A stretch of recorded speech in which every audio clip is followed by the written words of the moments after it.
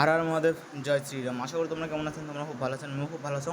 তো আজকে আমি তোমাকে দেখাম গোরখনাথ মন্দির। গৌরবপুরের এত সুন্দর যে মন্দিরটা না, সেই সুন্দর মন্দিরটা আদি যোগীন্দ্রনাথ যে আছে, সেই আদি যোগীন্দ্রনাথের এই মন্দিরটা ভাই এতটা পুলিশের সিকিউরিটি গার্ড, এটা আছে 2 নম্বর গেটে তো ভাই পুরো চেকিং না, ঠিক আছে? কোনো জিনিস বিড়ি টিড়ি সলাই নিয়ে যাওয়ার পাবেন না।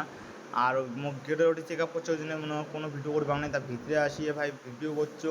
আর মন্দিরের ভিতরে যে দর্শন করে যে ভিডিও করবেন, সেই ভিডিও করার কোনো অ্যালাউ দেয় না, পারমিশন দেয় না। এমনি বাইরে থেকে দেখো ভাই মন্দিরটি এতটা সুন্দর, সেই সুন্দর, ঠিক আছে? চারপাশ দিয়ে বললাম। তারপরে এই জায়গাটা গেলাম, এই জায়গাটা যেমন অনেক কিছু ঠাকুরের মূর্তি আছে, ঠিক আছে? এটুকুনা ভিডিও করছে, এটুকুনা অ্যালাউ ছিল। আর যে মন্দিরটা দর্শন করছো, সেই মন্দিরটা দর্শন করার সময় ভিডিও করি বাংলায়, কারণ ওটুকুনা অ্যালাউ ছিল না, কোথাও ভিডিও করা হবে না, ফটো একটা তুলে দেয় না ভাই, খুবই দুঃখিত।